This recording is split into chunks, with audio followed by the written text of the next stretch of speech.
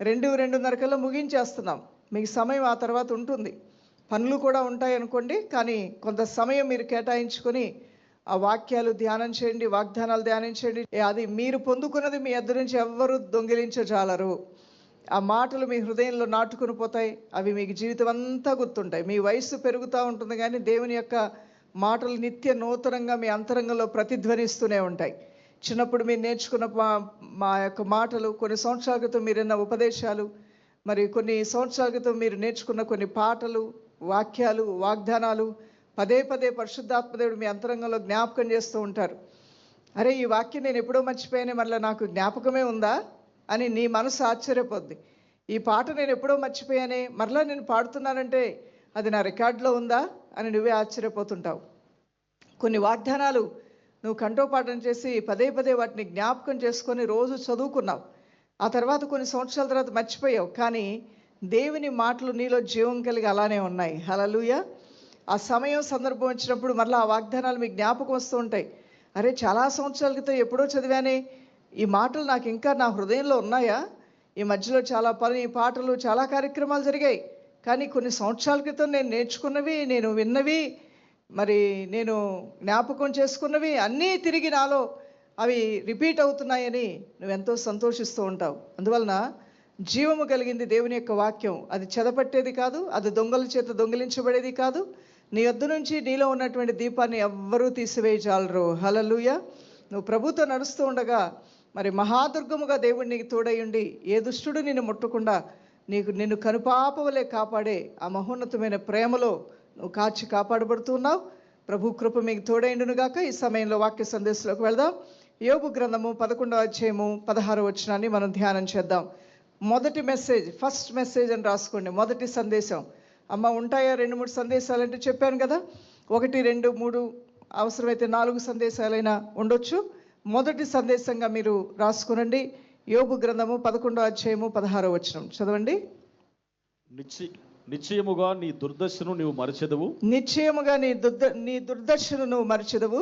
దాటిపోయిన పారు నీటిని జ్ఞాపకం చేసుకున్నట్లు, దాటిపోయిన పారు నీటిని జ్ఞాపకము చేసుకున్నట్లు నీవు దానిని జ్ఞాపకం చేసుకుంటా ఉంటా. నిశ్చయముగా నీ దుర్దశను నువ్వు మరచెదవు.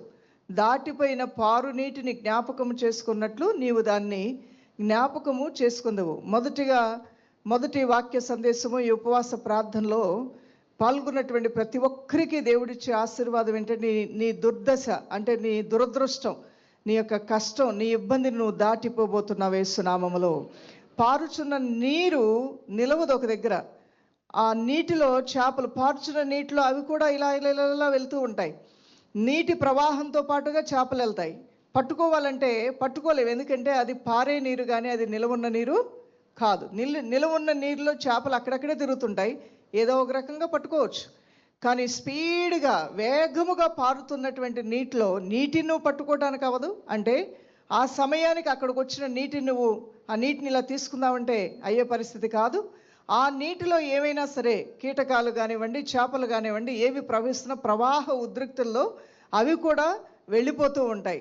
కొన్ని వేగంగా ప్రవహించేటువంటి వరదల్లో, నీటిల్లో ఇల్లులు కొట్టుకుపోతూ ఉంటాయి, బస్సులు కొట్టుకుపోతుంటాయి, కార్లు కొట్టుకుపోతుంటాయి, లారీలు కొట్టుకుపోతూ ఉంటాయి. వాటిని ఆపాలి అని ఒకవేళ నువ్వు ప్రయత్నం చేస్తే నువ్వు కూడా కొట్టుకుపోతావు. ఎందుకంటే అది పారుచున్న నీరు, అది వేగముగా ప్రయాణం చేస్తున్న నీరు కాబట్టి. అలానే నీ సమస్యలు కొట్టుకొని పోతాయి యేసు నామములో. ఈ ఉపవాస ప్రార్థనలో దేవుని సన్నిధిలో విశ్వాసముతో నువ్వు పాల్గొని ప్రభు సన్నిధిలో నువ్వు పట్టుదలతో ప్రార్థన చేస్తున్నావు. తినినను దేవుని వారమే, తినకపోయినను దేవుని క్రీస్తు వారమే. అయితే మీలో కొంతమందికి మీ యొక్క శారీర బలహీనతలను బట్టి, మీకున్న స్థితిగతులను బట్టి, మీరు వాడే ట్యాబ్లెట్స్ని బట్టి, మరి వైద్యులు ప్రతిరోజు కూడా ఏదో చిన్న ముద్ద తిని ఒక ట్యాబ్లెట్ వేసుకోవాలని చెప్పడం వల్ల మీకు తప్పదు. బీపీ, షుగర్ ఉన్నటువంటి వాళ్ళకి ఒకవేళ తినకపోతే చెమటలు పట్టేయచ్చు, లేదంటే నీరసం రావచ్చు, చాలా బలహీనమైపోవచ్చు. సో మీరు మీ మనవడితో ఆడుకోండి. ఈ టాటా ఏఏజీ మెడికేర్ సెలెక్ట్ అంతా చూసుకుంటుంది. జీవితాంతం మీ ఆత్మీయుల్ని జాగ్రత్తగా చూసుకోండి. జీవిత ప్రారంభం నుండి టాటా ఏఏజీ మెడికేర్ సెలెక్ట్ ద్వారా. ఎరా నాన్న, మెడికేర్ సెలెక్ట్ లో చిన్న కూడా కవర్డ్ కదా? కేవలం చిన్నయే కదా. బలహీనమైపోవచ్చు. ఎందుకు అలా నా శరీరాన్ని నేను శోధించుకోవటం? నేను చక్కగా ఈ రోజున కొంచెము భోంచేసి కొంచెం అల్పాహారం తీసుకొని ఒక టాబ్లెట్ వేసుకొని ప్రార్థనలోకి వస్తానని వచ్చావేమో. లేదంటే మీలో కొంతమంది నేను ఈ రోజున ఉదయకాలం బ్రేక్ఫాస్ట్ చేస్తాను, మధ్యాహ్నం భోజనం చేయకుండా మరలా సాయంత్రం చేస్తాను అని నీ వీలును బట్టి నువ్వు అనుకొని వచ్చావేమో. మరికొంతమంది ఈ ఉదయకాలం బ్రేక్ఫాస్ట్ నువ్వు మానేసావు, మధ్యాహ్నం భోజనం కూడా మానేసావు. పగటి ఉపవాస ప్రార్థన జరుగుతుంది ఇప్పుడు. సో ఈ పగటి ఉపవాస ప్రార్థనలో నువ్వు సాయంకాలం సూర్యోదయం మొదలుకొని సూర్యాస్తమయం వరకు కూడా ఉపవాసం ఉండి మరి 12 గంటలు, రోజుకి 24 గంటలు కదా, ఒక 12 గంటలు ప్రార్థనలోనే ఉంటావు. సాయంకాలం 6 గంటల తర్వాత నీ ఉపవాసాన్ని నువ్వు బ్రేక్ చేసి చక్కగా నువ్వు కోరుకున్నటువంటి ఆహారాన్ని నువ్వు భుజించడానికి అవకాశం ఉంటుంది. ఈ విధంగా ఒక్కొక్కరు ఒక్కొక్క విధంగా, కొందరు ఉపవాసములతో, మరికొంతమంది దేవుని యొక్క ఆత్మ ప్రేరేపణ వారికి ఉన్నట్లయితే 3 పగళ్ళు 3 రాత్రులు కూడా ఉపవాస ప్రార్థన చేస్తూ ఉంటారు. అలా కూడా మీరు చేయొచ్చు. అయితే మీ యొక్క శరీర స్థితిగతులను గురించి మీరు తెలుసుకొని మీరు ఆ విధంగా చేయటం అనేది చాలా మంచిది. ఈ రీతిగా మరి కొందరు తిని ఉపవాస ప్రార్థనలో ఖచ్చితమైన సమయానికి వస్తున్నారు. అన్ని విధాలుగా మీరు దేవునికి మిమ్మల్ని మీరు విరిగి నలిగిన హృదయంతో సమర్పించుకుంటున్నారు, ప్రార్థన చేస్తున్నారు. మీ ప్రార్థనలకు జవాబు నిశ్చయముగా వస్తాయి.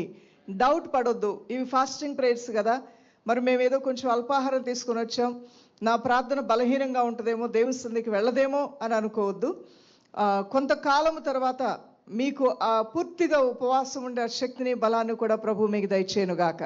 మీలో అనేక మంది 90%, 90% మంది సంపూర్ణ ఉపవాస ప్రార్థనలో ఉంటూ దేవుని సన్నిధిలో గడుపుతూ ఉన్నారు. ఇలా ప్రభు పాద సన్నిధిలో మీ సమయాల్ని మీరు ప్రత్యేకపరచుకొని దైవ సన్నిధిలో గడపటం వలన, ఈ రోజున నా అనుభవంతో నేను తెలియజేస్తున్నాను, ఆఫీసర్స్ ఉన్నారు, ఉద్యోగానికి లీవ్ పెట్టొచ్చిన వాళ్ళు ఉన్నారు, మరి ఆయా విధమైనటువంటి అనేక డిపార్ట్మెంట్స్లో వర్క్ చేసుకుంటున్నటువంటి వారు ఉన్నారు, టీచర్స్ ఉన్నారు, హెడ్ మాస్టర్స్ ఉన్నారు, లేదంటే కుటుంబాల్లో రహస్యంగా దేవుని సన్నిధిలో ప్రార్థన చేస్తున్నటువంటి మరి నా ప్రియ సహోదరులు సహోదరులు ఉన్నారు, యవన కుమారులు కుమార్తెలు ఉన్నారు. మీ అందరూ కూడా ప్రభు యొక్క సన్నిధిలో ఎంతో ఆసక్తితో వచ్చి ప్రార్థనలో పాల్గొంటూ ఉండగా మీకేం సంభవించబోతుంది ఆ విషయం మీకు తెలుసా? దుర్దశ అనేది మిమ్మల్ని దాటి వెళ్ళబోతూ ఉన్నది. ఆ దౌర్భాగ్యమైనటువంటి ఆ యొక్క కష్టకరమైనటువంటి ఆ సిచ్యువేషన్, ఆ పరిస్థితులను నువ్వు అధిగమిస్తావు యేసునామములో, దాటిపోతావు నువ్వు తప్పకుండా యేసునామములో. పారే నీరు నీ కంటికి నువ్వు పట్టుకున్నావని అందకుండా అది దూరంగా వేగంగా ఎలా ప్రవహించి వెళ్ళిపోతుందో, నీ సమస్యలు, నీ చిక్కులు, నీ వేదనలు, నీ బాధలు, నీ పాత జీవితం, నీ అలవాట్లు అన్నీ కొట్టుకొని పోతాయి యేసునామములో.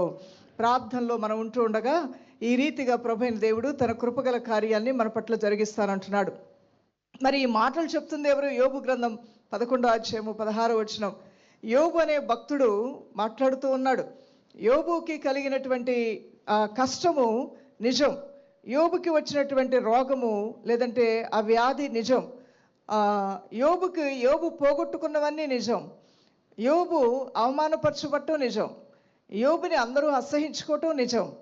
యోబు భార్య కూడా ఎందుకు నువ్వు భక్తి అంటావు, ఆ దేవుడిని దూషించి చచ్చిపో, నీకు బతికినా ఒకటే చచ్చినా ఒకటే అని అనటం కూడా నిజమే. యోబు తనకు కలిగిన కుమార్తెల్ని కుమారుల్ని పోగొట్టుకోవటం, వారు చనిపోవటం కూడా నిజం. ఆయన వ్యాపారములు లావాదేవీలు కుప్పకూలిపోయాయి ఒకే రోజున. అన్నీ కూడా నిజమే. నిజమైనప్పటికీ కూడా ఆ స్థితిని దేవుడు మార్చాడు. చప్పలు కొడుతూ ప్రభునామానికి మహిమ చెల్లిద్దాం. అవును, దుర్దశను నిశ్చయముగా మార్చే దేవుడై ఉన్నాడు. మొదటిగా రాసుకోనండి, సమస్య నిజం కానీ అది తాత్కాలికం. రాసుకోండి, సమస్య నిజం కానీ అది తాత్కాలికం. నీకున్నటువంటి సమస్యను నీకు ఏదో విభూది రాసేసి ఏదో ఒక అది ఇది చదివేసి నీకు సమస్య లేదని చెప్పే దేవుడు కాదు ఈ దేవుడు. నిన్ను భ్రమపరిచే దేవుడు కాదు. నీ సమస్య నిజం. దేవుడు కూడా అన్నాడు, నీకున్న సిచ్యువేషన్, నీకున్నటువంటి ప్రాబ్లమ్స్, నీకున్నటువంటి ఇబ్బందులు, నీకున్నటువంటి వ్యాధి, నీకున్నటువంటి సమస్య నిజం, నేను కాదంటలేదు. ఈ నిజమే కానీ సమస్య నిజమే కానీ అది శాశ్వతం కాదు, అది తాత్కాలికంగా దేవుడు మార్చబోతూ ఉన్నాడు. ఎందుకు అది తాత్కాలికంగా దేవుడు మార్చబోతూ ఉన్నాడు?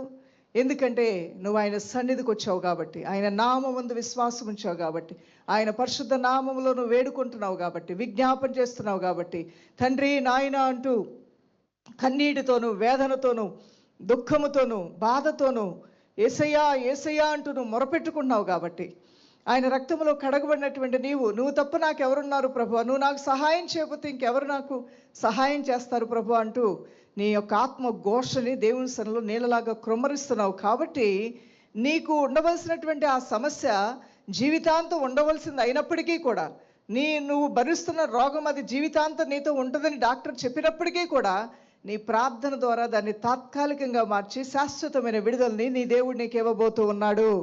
హల్లెలూయా. అవును, శాశ్వతమైన విడుదలని ఇవ్వబోతూ ఉన్నాడు. ఈరోజు నీకు వివాహం ఇంతవరకు అవ్వలేదన్న మాట నిజం. అలానే నీకు ఇన్ని సంవత్సరాలు కూడా వచ్చిన సంతానం నీకు కలగలేదన్న మాట నిజం. అవును, మన దేవుణ్ణి మనం సేవిస్తూ ఉండగా, ఆయనతో మనం అన్యోన్యమైన సహవాసం కలిగి ఉండగా, ఆయన సన్నిధిలోనికి మనం వస్తూ ఉండగా, ఆయన మాటకు లోబడి ఉండగా, ప్రకటించడం మా పని. ఉపవాస ప్రార్థనలు ఉన్నాయి రండి అని దండోరా వేయటం మా పని. ఇది సమాజముగా కూడి చేస్తున్న ఉపవాస ప్రార్థన. ఇది వ్యక్తిగతంగా చేస్తున్నటువంటి రహస్యంగా కూర్చొని చేస్తున్న ఉపవాస ప్రార్థన కాదు, కానీ మనందరం సమాజంగా పిలువబడ్డాం. సమాజంగా జరుగుతున్న ఉపవాస ప్రార్థనని బాహాటంగా తెలియజేయటం మంచిది. నీ వ్యక్తిగతంగా నువ్వు చేసుకునే ఉపవాస ప్రార్థన నువ్వు ఇంటి వారికి కూడా చెప్పడం అవసరం లేదు, ఎవరికీ తెలియజేయని అవసరం లేదు. నీవు నీ దేవునితో నీ సమయ అనుకూలతను బట్టి ఉపవాసం ఉండి ప్రార్థన చేసుకోవచ్చు. కానీ సమాజముగా రావాలంటే ప్రకటించబడాలి. సో ఆ విధంగా మీకు ప్రకటించబడుతూ ఉండగా, మీరు ఈ విధంగా ఉపవాస ప్రార్థనకు వస్తే మీకు డబ్బులు ఇస్తారనో, లేకపోతే మీకు ఏదో జరుగుతాయని ఎవరూ ఇక్కడ భ్రమపరచలేదు. ఉపవాస ఉజ్జీవ పండుగలు జరుగుతున్నాయి అని ఆహ్వానించగా, మీరుగా హృదయ ఆనందముతో సంతోషముతో దేవుని సన్నిధికి వచ్చి మీ సమయాన్ని ఇచ్చారు కాబట్టి మీ దుర్దశను దేవుడు మార్చబోతున్నాడు.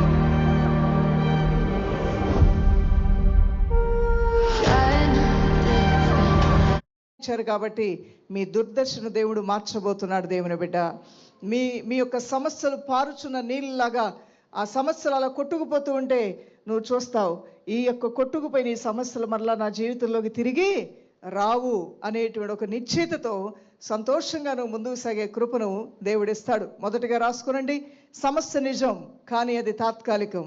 ప్రతి ఒక్కరూ నమ్మండి దైవజనమా. ఈరోజు మీరు పడుతున్న కష్టాలు, బాధలు, రోగాలు, ఇబ్బందులు, కుటుంబంలో ఉన్న జగడాలు, మీకున్నటువంటి ఎంత కష్టపడినా మరి ఆర్థికమైన సమస్యలు, పైకి అందరూ మిమ్మల్ని చూసిన వారు చాలా బాగున్నారు, వాళ్ళకేంటండి వెరీ రిచ్ పీపుల్ అండి అంటున్నారు. కానీ మీరు పడుతున్న కష్టాలేంటో, మీకున్న అప్పులేంటో, కోట్లలో వ్యాపారాలు చేసేవాళ్ళు కోట్లలో వర్క్ చేశారు, కోట్లలో ఒక్కొక్కసారి నష్టపోతారు. లక్షల్లో వ్యాపారాలు, లక్షల్లో పనిపాట్లు చేసుకునే వాళ్ళు లక్షల్లో ఒక్కొక్కసారి నష్టపోతూ ఉంటారు. ఈ విధంగా వేలల్లో మరి పనిపాట్లు చేసుకునేవారు కొన్ని వేలు నష్టం కూడా రావచ్చు. ఒకప్పుడు బాగున్న నీ స్థితిని చూసి వాళ్ళకేంటండి బాగున్నారు అనుకుంటున్నావు, అటు ఇతరులకి నువ్వు చెప్పుకోలేవు, అటు ఈ కష్టాన్ని నువ్వు భరించలేవు. ఇలాంటి స్థితిలో మీకేంటండి అంటూ ఉంటారు చాలామంది. మొహమాటానికి నీ సమస్యను చెప్పుకోకుండా వారి మాటలు నీకు అడ్డుపడుతూ ఉంటాయి. కానీ నీ నిజస్థితిని నీ దేవుడు ఎరిగి ఉన్నాడు కాబట్టి ఆయన సన్నిధిలో నువ్వు మొహమాట పడకుండా, నా స్థితి ఇది ప్రభు అని నువ్వు మాట్లాడుతూ ఉండగా ప్రభు నీకు సర్వ సమృద్ధిని ఇచ్చి ఆశీర్వదించడం ప్రారంభిస్తాడు. హల్లెలూయా. ప్రియులారా, మరి కీర్తనలు 30వ కీర్తన 5వ వచనంలో కూడా రాయబడి ఉంటుంది. 30వ కీర్తన 5వ వచనం, ఆయన కోపము నిమిషం మాత్రము ఉండును, ఆయన దయ ఆయుష్కాలం అంతయు నిల్చును. సాయంకాలమున ఏడుపు వచ్చి రాత్రి ఉండను, ఉదయమున సంతోషం కలుగును. ఈరోజు నీ ఉపవాస ప్రార్థనలో పాల్గొంటున్న మీ స్థితి కూడా ఇలానే మారబోతుంది. ఉదయాన్నే ఏడ్చారు కదా అని, మధ్యాహ్నం ఏడ్చారు కదా అని సాయంకాలం కూడా ఏడుస్తూ మీరు కూర్చోరు. ఉత్సాహాన్ని దేవుడు మీకు ఇవ్వబోతూ ఉన్నాడు, జవాబుని మీకు ఇవ్వబోతూ